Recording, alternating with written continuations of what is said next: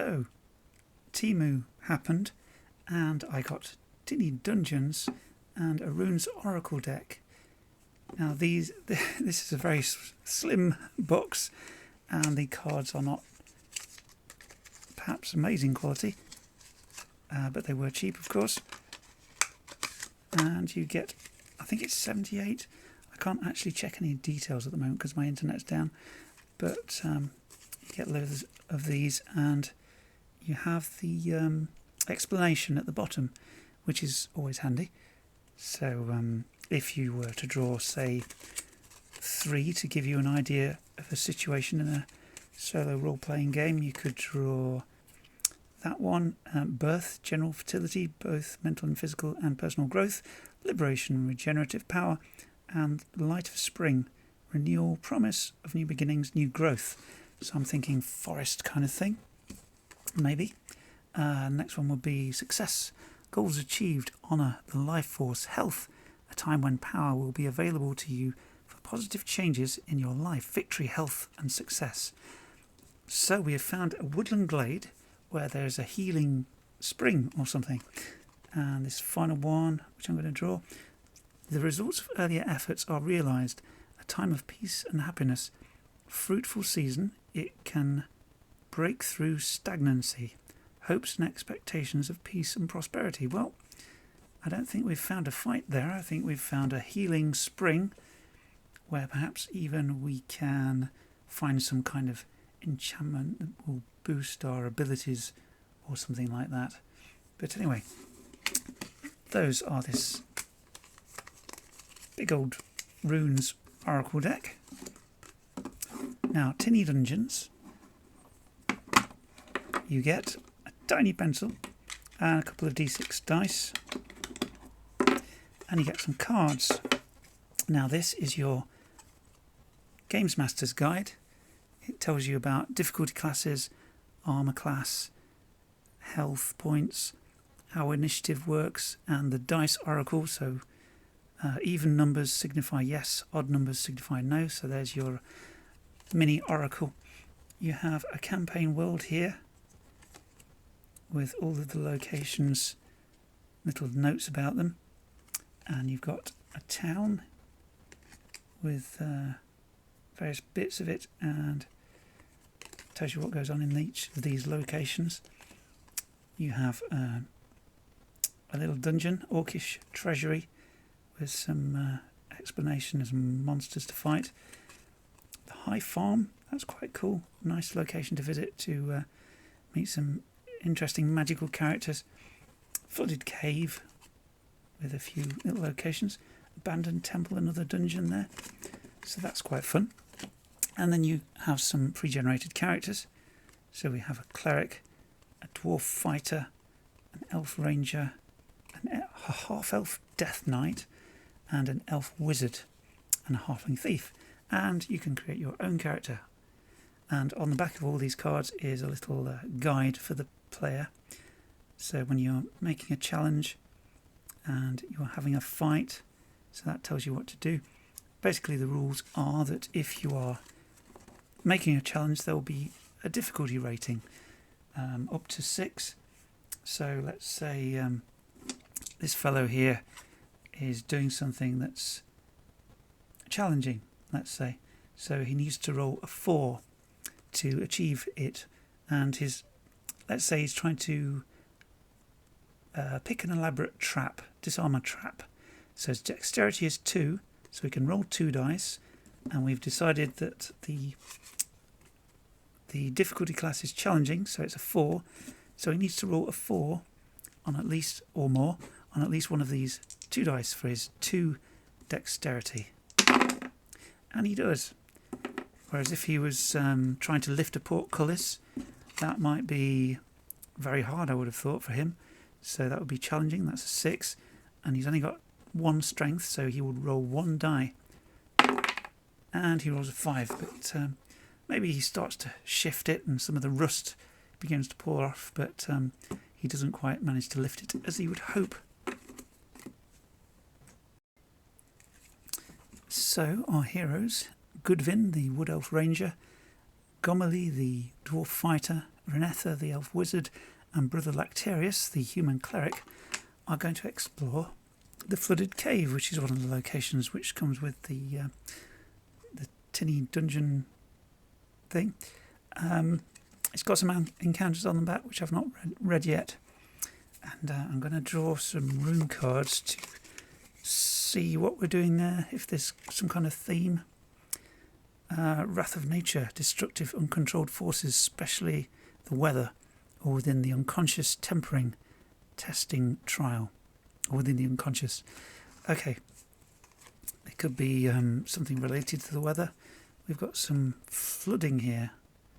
Perhaps the flooding has uncovered the caves, maybe, or a storm or something has washed the entrance so that it's accessible now. Possessions won or earned income, luck, abundance, financial strength in the present or near future. So there are rumours that this flooded cave has treasure in it, and now it's accessible due to the storms. We're going to have a look. Let's pick the last one. A revealing message or insight, communication, signals, inspiration, enthusiasm, speech, true vision, power of words and naming, blessings, the taking of advice. So perhaps we have been given advice to go and explore this hidden cave, perhaps. Right. I'm going to use I'm going to try and use the deck of many rooms to represent our little cave. We'll see how we get on. I don't know how many cavey bits there are in here. So let us start our adventure and try and find this treasure now that the flooded cave is accessible. So we're going in the entrance here. That's number 1. Cave entrance. Water drips echo through the entrance where a lone giant bat hangs from the ceiling, ready to swoop at intruders. Dex 4 to sneak by it unnoticed. Okay.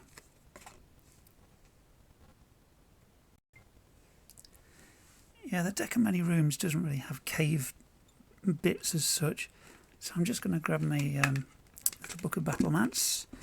I'll probably end up using that one as well. So this is the closest of these I've got to a bat, so he'll do. He's hanging upside down in this cave entrance, and our dudes are approaching, and we need to roll dexterity of 4 to try and sneak past. So I'm going to send probably the elf first. She can roll. Oh gosh, she's only got. Yeah, the other elf. Sorry, that one. She's got 2 dex. She needs to roll a 4 on at least one of these, and she does. The elf sneaks in. Who else has got a good dex? Nobody at all. So I shall send Gomely next. Actually, I'll leave my hero dudes, fighty dudes, out here. I'll send the wizard next. Then the fighters can jump in. Oh yes, nice work by the wizard. She sneaks past. I'll send the cleric. Gomely is very brave and he likes to look after his companions, so he'll send Brother Lactarius next. He has a dex of 1, so he needs to roll 4 or more on 1 die. And the rubbish roll means that the bat springs to life, and it has armor class of 3 and hit points of 2. So we're going to have a fight. I'm going to roll for the initiative for the bat first. Oops, I didn't roll very well, but okay. Bat to Gomely 4, dwarf 4, and cleric 5. So the cleric is going to act first. He has a mace and he has a strength of 1. That's not great. The bat's armor class is 2. So he's going to, as the bat is about to swoop down on him, he's going to swing with his mace, and he's going to need to roll a 3 or more. And he does, he hits it, and he does it 1 hit point of damage. It goes clatter against its wings and such. Now, we are with the dwarf. He's next in initiative order. He will leap forward and swing at it with his axe. He has 2 strength. His battle axe is a strength weapon. And he needs to roll again a 3 or more to hit. And he does hit it, and he kills it. Excellent work. So they can now go into the next part of the caves without fear of being eaten by a bat. Now I think we're going to head down here to explore this part first, then we'll go into the next bit. So this next bit here, I shall regroup my dudes. I'll put the dwarf first, and the squishy people at the back. Okay, number 2 is the narrow passage. Slippery rocks line the path, requiring a DC 4 dex check to cross without slipping and alerting the cave denizens. So I'm guessing that whatever's in there will, which I don't know what it is yet, will leap out and come and grab us if we fail. So we're sneaking along this, let's call it a narrow passage like that. And we need Dex 4 check, so I think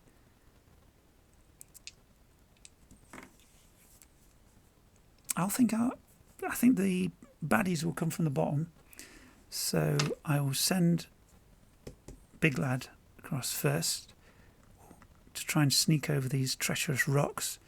So he's going to need to roll with his 1 dex. He will need a 4 or plus, 4 or more, and he makes it across, scrambling over the rocks. I will send our elf friend. She has 2 dex, needing, oh yeah, great stuff. That's a 4 plus. And I guess it doesn't really matter. I'll send the cleric. He has a dex of 1. He makes it. And the wizard, don't let us down. She's got a dex of 1 as well. Oops. Yes, that failed. Okay. So I'm guessing that whatever's in the this part here is going to come up out of the water and attack us. Hot-flooded and home to a lurking giant toad with a DC 5 dex check to avoid its surprise attack. A small bag. Okay. It's got a surprise attack, so it's going to come up out of the lower part here and do a surprise attack on us. Okay, so here's our toad. So he does a surprise attack, so he's going to leap forward. I've always got my dude Gomely at the front, but he's going to have to roll his dex to avoid the surprise attack. So it's DC 5, otherwise he's going to get clobbered. He gets clobbered. He takes 1 wound. Okay, and now we will enter a normal knockdown, drag out fight, and I'll roll initiative for everybody. So the toad gets a 3. Our dwarf chum gets a 1. Our elf gets a 5. Oops. Cleric gets a 1. And our wizard also gets a 1. That's not good, but the elf goes first, and I think, yeah, she'll come in and try and shoot the toad dude. We're not worrying too much about firing into melee because when your GM guide fits on 1 card, we're not going to get too elaborate about things. So the AC for the toad is 3. So she rolls 2 dice. She's got to get 3. She does. So the toad's HP is 2 in total. So he loses 1. And he's got 1 left. Now it is the toad's turn.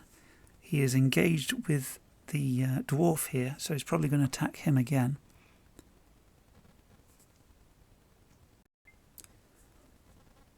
And monsters only roll one die to attack. Did I do the surprise attack wrong? I'm not sure if I did. Perhaps he had to roll to make his attack, and Gomely just failed his thing there. But you know, it's a surprise attack. Let's just go with it. So in this one, the attacks Gomely again with his one die, and he does hit him. So Gomely has got 2 wounds now. So now I think Gomely is going to retaliate. He's going to roll these 2 dice, swinging with his battle axe and trying to hit the armor class of the giant toad, which is 3. And he does. So that kills the giant toad. He loses his last health point. Now, as it says we've alerted the cave denizens, I think that probably means the rest of the cave denizens as well. So I think whoever's in number 4 will be coming looking for us in the next turn after we've done a little bit of a wander down here. So we are entering the submerged grotto. First of all, I would like our cleric to try and heal Gomely. So he rolls his mind stat and needs a 2 or more. He can heal 1 per turn. So you restore 1 hit point of the target character. So 2 or more. Okay, he restores 1 hit point of Gomely on this turn. But yes, we get to the bottom of this area. While they're doing that, other colleagues will be investigating the grotto. A small bag of 1d6 gold pieces can be found underwater, so I think our elf will go rummaging for that. And she finds 5 gold pieces. That's not bad at all. So now I think whoever's in this area will have followed the noise and be turning up around here right now. So we've got a band of cave goblins. They would usually be in the stalagmite forest, but they have followed the noise, I think. It says here they're alerted, but I think the cave goblins are going to come in and attack. Perhaps whatever's in the underground lake, which I haven't looked at, will not yet. The goblins were engrossed in a game of dice. They're not immediately hostile. Okay, so perhaps they will come and investigate, but not necessarily start a fight. So the 3 goblins have come to investigate. I think that makes sense, maybe.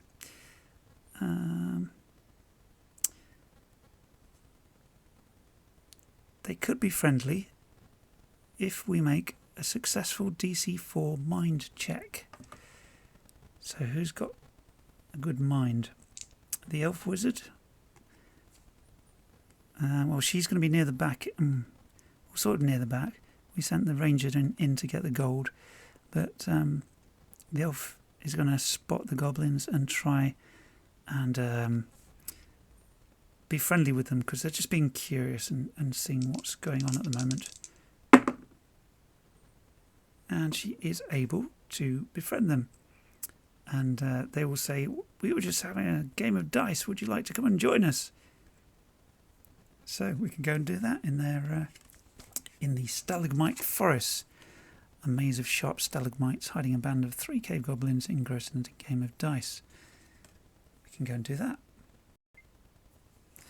So after having a game of dice with the goblins, we do still want to explore the final part. So we need to sort of make our excuses, and we will have a look at what's there. So in case the goblins want to say anything about it.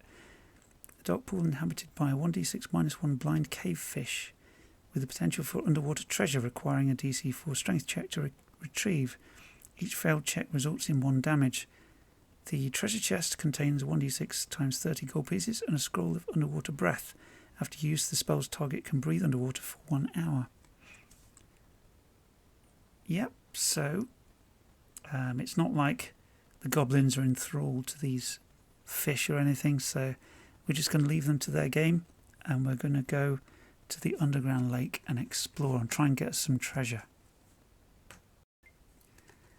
So 1d6 - 1 cave fish.